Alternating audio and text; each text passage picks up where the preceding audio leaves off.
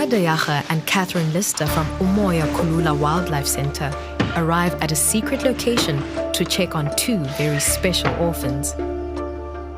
So these two male pangolins have just come down from Johannesburg.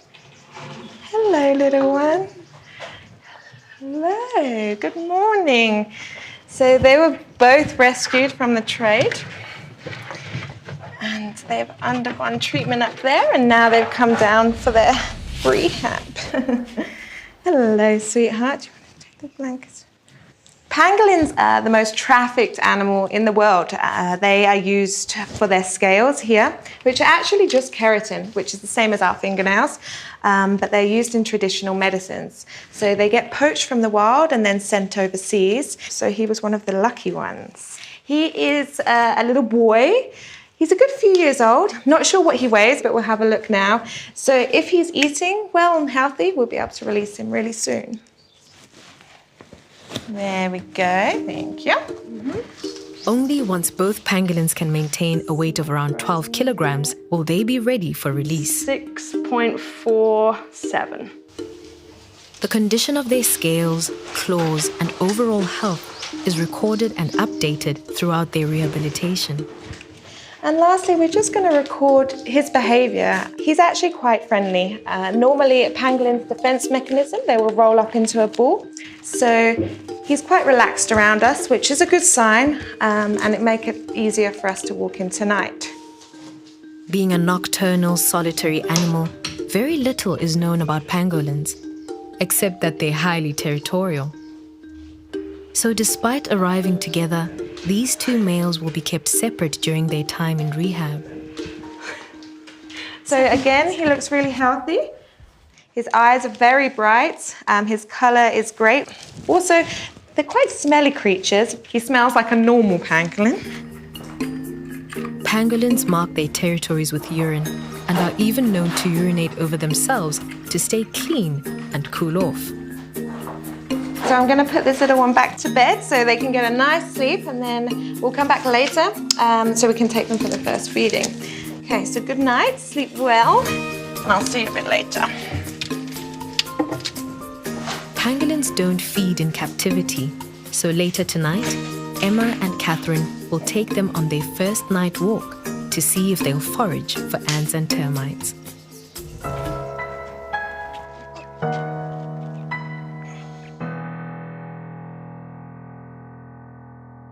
As the sun sets, it's time for Emma and Catherine to take the two male pangolins who were recently rescued from the illegal wildlife trade for their first feed.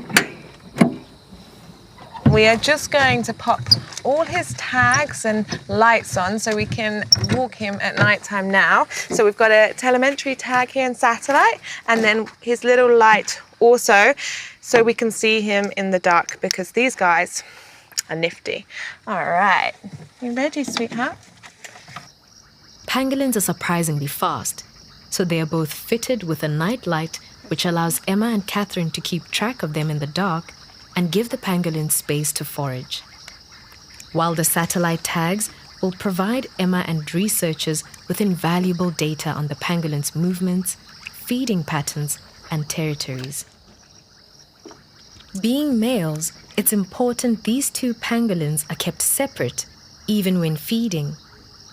As these two are males, me and Catherine tonight are not going to walk together. We're going to walk separately, as they are territorial animals. So I'm going this way, and you're going that way. Okay. Seeing or even smelling each other while foraging could put them off eating. One of the biggest issues with rehabilitating pangolins is that they're very fussy eaters. Both the size and abundance of ants and termites needs to be just right, which means there's a lot of walking.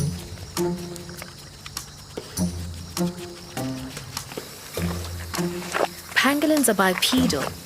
Their long curved claws on their front feet are specialized for digging, so they walk on their hind legs and use their tail for balance.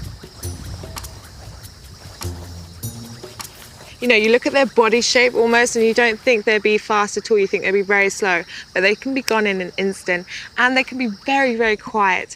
So it's so important that we have these lights and these satellites on them, because not only are we saving these guys, but we're also trying to learn about them and collect data on them so we can go forward and save as many as possible. While Emma's pangolin continues to smell out the right nest, it appears Catherine's has struck gold.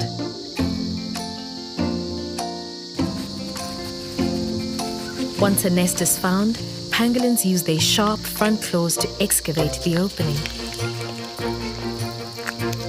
Without teeth, they use their sticky tongue, which is longer than their entire body, to slurp up the ants and termites. Each nest raid lasts around a minute, and they eat nearly 90 times per night. We walk them every night, and some of them walk for 2 hours, some of them walk as much as 5 hours. It really just depends on how many ants they're finding and when their belly's full. Emma, Catherine, and the volunteers will continue to take the 2 pangolins out each night to feed. Once they've reached their target weight, Emma will find a safe release site far away from any humans, where they can be released back into the wild where they belong.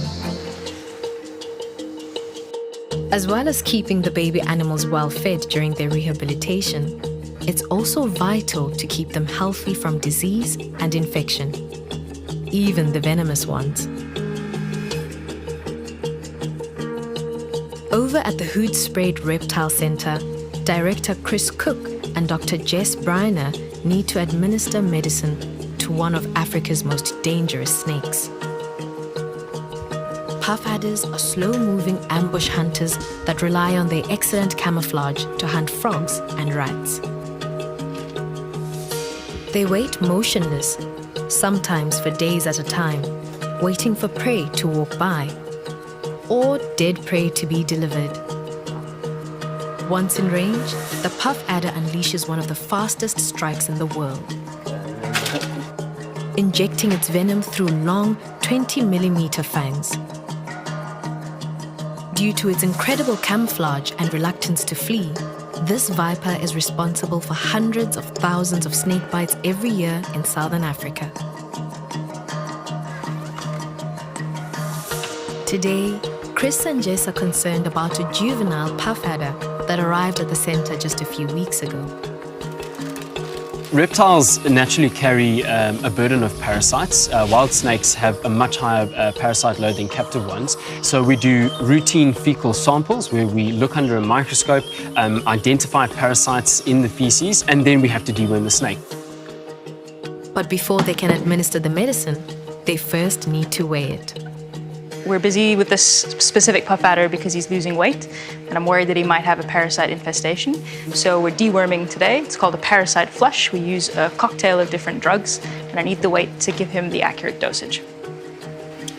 While Jess prepares the medicine, it's up to Chris to secure the snake.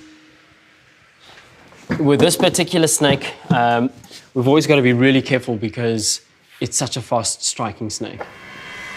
Despite being a juvenile, this puff adder can still inject huge volumes of potent cytotoxic venom that could cost Chris a hand, a leg, or even his life. Snake's probably about 2, maybe 3 years old. But you can see here the body condition of the snake starting to get a little bit concerning. We shouldn't really, on a healthy, fit puff adder, be able to see the backbone like what we can see here. When necking the snake, there's no room for error. It's a front hinged fanged snake, which means that if I don't have my fingers in the correct position, it can bite through its bottom jaw and onto my hand. Even when it's secure, this is not a snake to underestimate. It's a snake that is, statistically speaking, one of the most dangerous snakes in the country, if not the most. It bites more people than any other snake, and it's very important that we use these in our presentations to show people that they're really not bad. Many puff adders are needlessly killed every single year, and really it's unnecessary. what makes our job so tricky is that, yes, a lot of the animals that we work with can harm people in certain scenarios. So we really try our best to dispel the myths and the misconceptions and educate people so that they don't try and kill the animals. Before Chris loses his grip, Jess inserts the lubricated tube down into the snake's stomach to administer the deworming solution. So obviously with these guys, distance is key for me, which is why I use the tweezers and not my fingers to run the tube in. Okay, there's one fang coming out. Okay, go whenever you're ready. Yeah. Okay, here comes the meds. This particular snake eats every single week and she continues to lose weight. Yeah, so long as we just continue with her deworming schedule, then she'll be okay. So I just want to keep her raised very slightly, and then I need to try and get that fang back into the mouth before I let the snake go. Okay. You can just hold the bottom of the tail there. And all I'm going to do, I actually don't want the other one to come out, but I've got to get this back into the mouth. There we go. Okay, perfect. Okay, if you can just grab the table. So now this is the most dangerous part. You cannot, as with other snakes, just simply let the snake go. The snake's got such lightning reflexes that if you just were to sort of drop the snake like that, it can turn back really, really quickly and bite. So I always repin and then release the snake. Chris and Jess will continue to monitor the youngster's condition over the following weeks. Once it starts putting on weight again, they can find a safe release site and return this puff adder to the wild. It's important that all the rehabilitated orphans are old enough, strong, and healthy before they release, giving them the best chance of survival, especially if they need to fly for the rest of their life. Unfortunately, it's not uncommon for people to keep wild baby animals as pets. And while most are rescued in good condition, some can have life-changing injuries. Down at Wild and Free Rehabilitation Center on the banks of the Crocodile River, it's time for Deirdre Hubert and her daughter Dumi to take one very special orphan for her daily exercise. Luca is a 3-month-old serval. These elusive and slender wildcats grow to the size of a greyhound and live in Africa's woodlands and open savanna. Come, Luca.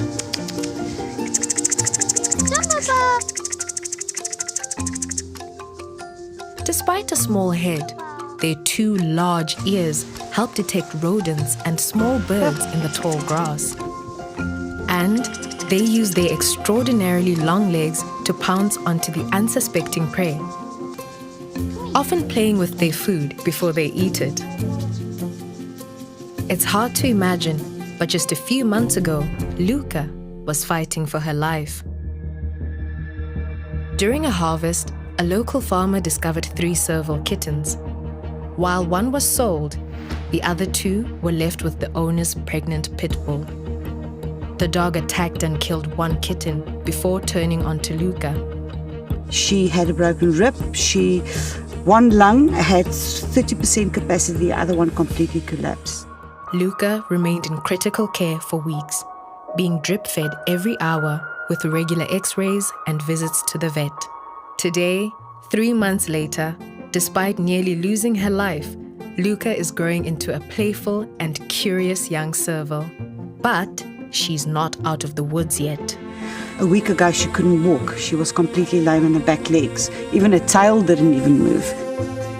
Initially masked by her life-threatening injuries, it was only recently discovered that Luca is also suffering from a vitamin B1 deficiency. These feeds are very important, obviously, for her to pick up weight. We've got her supplements in there, and we're teaching her basically how to eat now. As well as her protein-rich diet and daily injections, Luca must exercise 2 hours a day to help rebuild her strength. So, Deirdre's daughter, Dumi, is more than happy to help out with play therapy. It's super great to raise babies that got either abandoned or people picked them up. Because each new animal, I learn new things with my mom and I get to feed them and watch them grow up. These simple games of cat and mouse are the perfect training program to teach Luca how to hunt in the wild. Baby animals that just got abandoned from their mums can't feed themselves and keep themselves warm because that's why a mother is there. So yeah, I think the job that we do is pretty amazing. Luca's injuries were so severe, most orphans wouldn't have survived. But Deirdre knew she couldn't give up. To see her improve is the most rewarding thing you can ever see. Any animal that you really fought for, and you could see that animal still got that fighting spirit, and you fight with that animal, and you pull it through, it's the most rewarding thing. Once Luca is strong enough to hunt and survive on her own, she will be released back into the wild, something Tumi is preparing herself for. Well, I feel sad in the beginning, but in the end, I know it's the right place where they're supposed to be. When I'm older, I might become a vet because I also want to be like my mom and help animals that can't look after themselves. As for Deirdre, Luca has become her inspiration. Everything that happened to her, and she kept on fighting. And I learned a lot of lessons through the animals I rehabilitate. We mustn't give up. You've got the will to live. You can make anything happen. To see animals that suffered and to pull them through and see them start running, start being a serval like Luca is, it's extremely rewarding. And one day to know you can release them back into the wild that's why I do rehabbing for these days. As Luca continues to rebuild her strength, ready for a life back in the wild, 3 other servals are about to be released. Situated in the shadows of the majestic Drakensberg Mountains, we find Moholoholo. Here, Brian Jones and his team of highly trained staff have been helping care for injured and orphaned animals of all shapes and sizes for the past 30 years. And today, the team are releasing 3 young female servals that arrived here as kittens after they were handed in by local farmers. Now weaned off milk and old enough to hunt for themselves, they've spent the last stage of their rehabilitation in this large enclosure to rewild. We've kept minimal contact with the servals in their enclosure because you don't want them to get used to people. So if I go in there, they'll actually run away from you. They don't want to be close to you. Which is going to make catching them rather tricky. We must just be quiet. To reduce any stress on the animals, only Brian enters the enclosure to set the traps. He needs to be as quick and quiet as possible. If the servals get spooked, this will all be for nothing.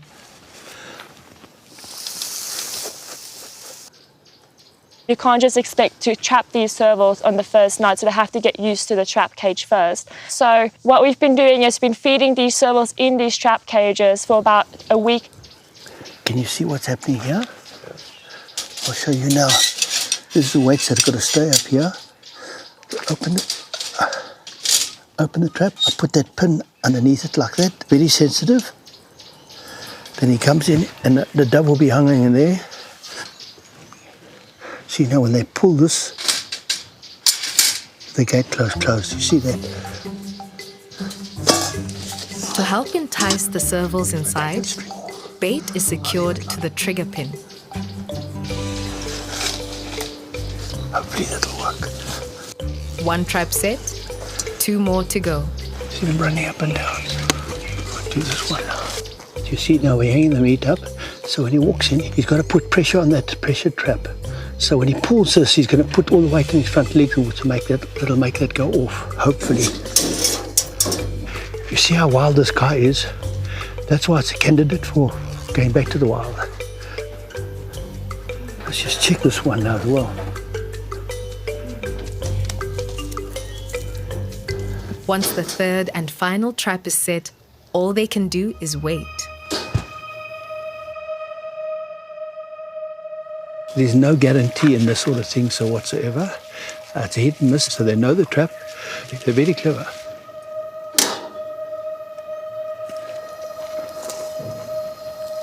No one's allowed to be around those servals or around that area, otherwise they're not going to get caught. We must all get out of here totally. And then hopefully they'll start to investigate and then we'll see what we can catch.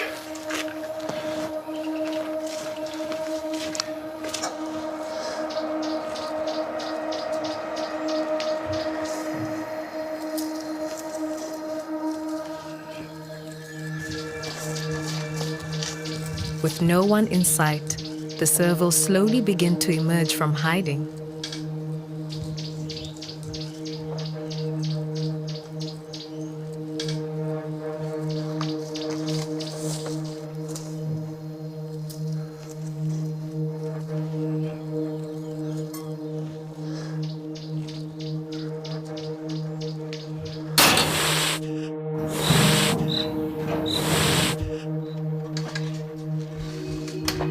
Once all 3 servals are captured, it's now a race against time to get them to the release site. Nikita uses a blanket to reduce the outside stimulus and keep the servals calm while inside these smaller cages.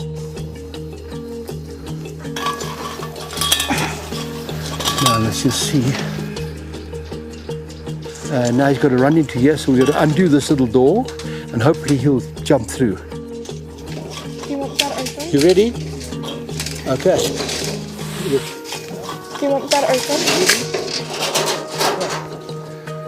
This one can come now. Each serval is then transferred to a transport crate, loaded and ready to go. The stress, movement, and hot temperatures during transport can kill some animals. We'll have to get going fast. Very close this. Okay. So there is no time to waste. With the precious cargo on board, the team head off to the serval's new home. Back over at Moholoholo, Brian and the team arrive at the release site with the 3 female servals. Despite the stress and the heat of the journey, all 3 have made it safely and are ready to be set free back into the wild. This large private nature reserve has plenty of space for the servals to find a territory of their own, where they can live, hunt, and hopefully find a mate. But most importantly, they'll be far away from any humans. This 5,000-hectare reserve borders the Kruger National Park and has become a new home for many of the animals Brian's rehabilitated. We've released a whole lot of leopard here, spotted hyenas, civets, honey badgers, all sorts. And hopefully they'll go into the Kruger itself or stay here, because it's the ideal habitat for servals. Despite growing up together, servals are shy, solitary creatures, and once free, each female will establish their own territory, living alone until it's time to start a family.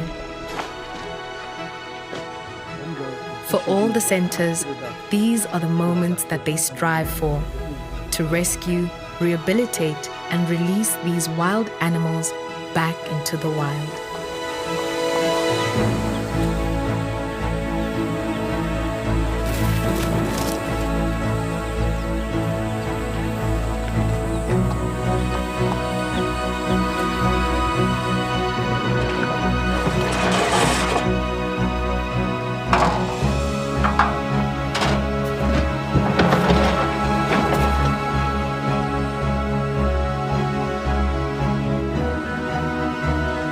All the work that the volunteers and the staff have put into Moholoholo for saving little animals makes this worth it. Yeah, it really adds a capping stone. Seeing these servals getting released, it's amazing. It's the best part of my job is seeing these releases, knowing that you've done something good and you've given this animal the second chance of life. It's just an amazing feeling to see them go.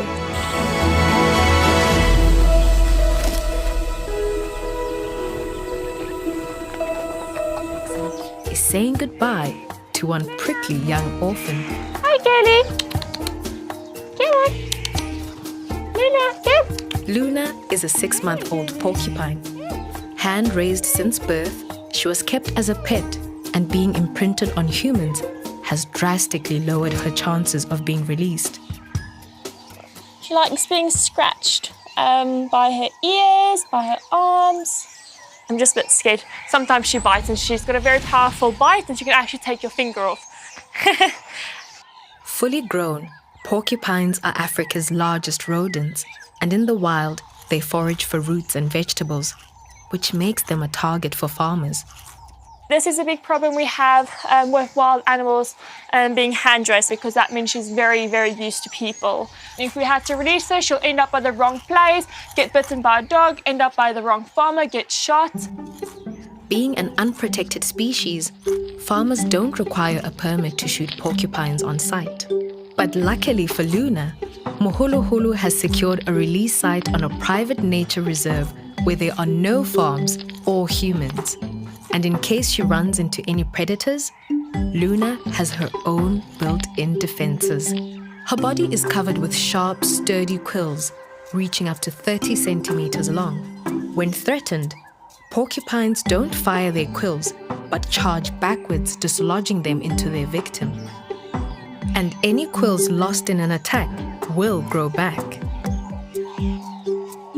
During her last few days in rehab, Luna makes the most of the free buffet.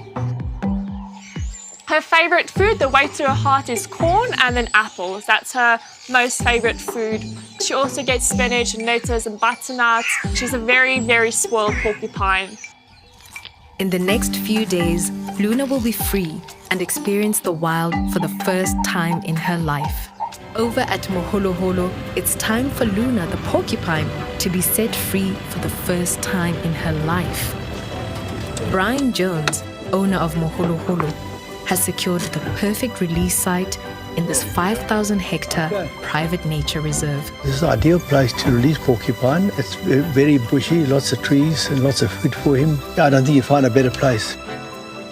Here, Luna will be safe from any humans and be able to rewild in this natural habitat. Put it down there, facing downwards. Turn around, that's it. I'll put it down there, that's fine.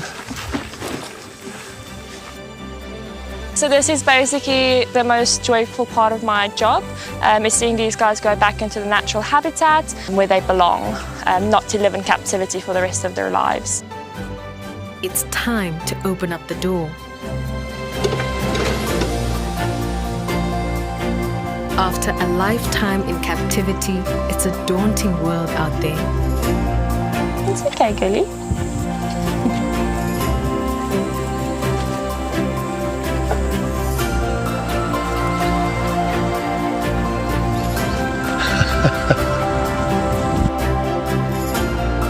Yeah, it's really sad to see her go, but it's really nice to see her go into her natural environment again. With one last glance, Luna disappears into the bush, wild